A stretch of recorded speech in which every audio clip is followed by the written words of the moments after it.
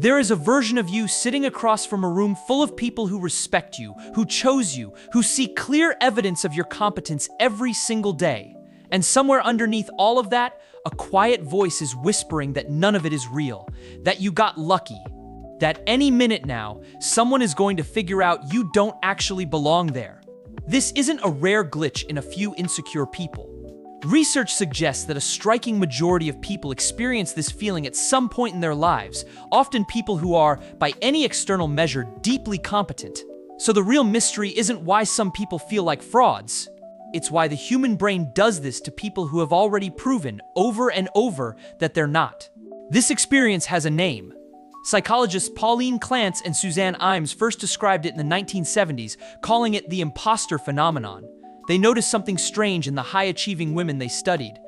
Despite degrees, promotions, and glowing external validation, many of these women were internally convinced they had simply fooled everyone around them. Here's the first thing that makes this so strange. Imposter syndrome doesn't fade with success. In many cases, it gets worse.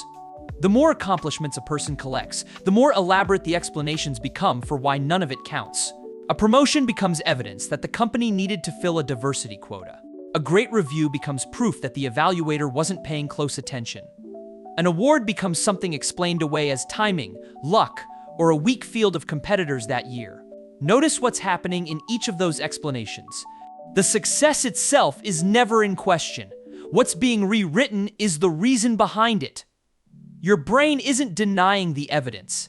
It's building an entirely separate narrative to explain the evidence away, one that keeps the fear intact no matter what happens. This is where it gets genuinely fascinating from a psychological standpoint. Imposter syndrome isn't really about ability at all. It's about the specific mental story someone tells about where their ability comes from. Psychologist Carol Dweck's research on mindset offers a useful lens here, even though her work wasn't originally about imposter syndrome specifically. She found that people who see abilities as fixed, something you either have or don't, tend to interpret success very differently than people who see abilities as something built over time through effort.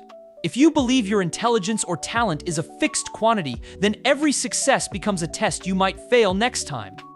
There's no accumulating evidence, because in your mind, each moment is a separate roll of the dice, and eventually the dice will land wrong. This explains something that trips up a lot of people who experience imposter syndrome. Wouldn't years of proof eventually be enough? Shouldn't the sheer number of successful projects and completed challenges eventually silence the doubt? For someone with a fixed mindset about their own ability, the answer is no, because previous successes don't feel like the reason for future success. They feel more like a streak that's bound to end. There's a second layer worth understanding, one rooted in how memory itself works. Human memory isn't built to preserve every accurate detail of an experience. It reconstructs experiences based on which parts stood out emotionally. And moments of struggle, doubt, and near failure tend to be far more emotionally vivid than moments of smooth, effortless success. Think about how this plays out practically. When you finish a project without much friction, your brain doesn't flag that moment as significant. It felt normal, so it fades quickly. But the one time you struggled, the one time you fumbled a question in a meeting, the one time you weren't sure you'd finish in time, those moments get tagged as important. Not because they represent your typical performance, but because they carried more emotional weight. Over time, this creates a distorted internal archive. Your memory becomes disproportionately filled with moments of doubt and difficulty, while the vast majority of competent, unremarkable, successful moments simply never got stored with the same intensity. When you try to recall evidence about your own ability, you're not pulling from a balanced sample. You're pulling from a heavily skewed one. This is also where social comparison quietly makes things worse. You experience your own effort from the inside. You know every hesitation, every moment of confusion, every draft that wasn't good enough before it became something you were proud of. But you only see other people's outward performance, their confident presentation, their finished product, their calm demeanor in a meeting where, in reality, they might have also been panicking on the inside. This creates a systematic comparison error. You're comparing your fully visible internal experience against everyone else's edited external highlight reel. It's not a fair comparison, but your brain treats it as one anyway because it's the only data available to compare against. Researchers studying this pattern describe it as a kind of asymmetry in self-perception.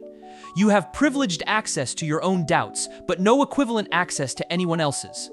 So naturally, it can feel like everyone else has some kind of confidence or certainty that you're missing, when in reality, most people are hiding a similar internal narrative. Now, here's a detail that surprises a lot of people. Impostor syndrome tends to show up most intensely not in people who are actually underqualified, but in people entering new levels of genuine competence. New employees at a demanding job, graduate students entering a specialized field, someone recently promoted into a leadership role they've never held before. This isn't a coincidence. When you enter a new environment, you're surrounded by people who have spent years accumulating expertise you haven't developed yet. Your brain does something logical but misleading here.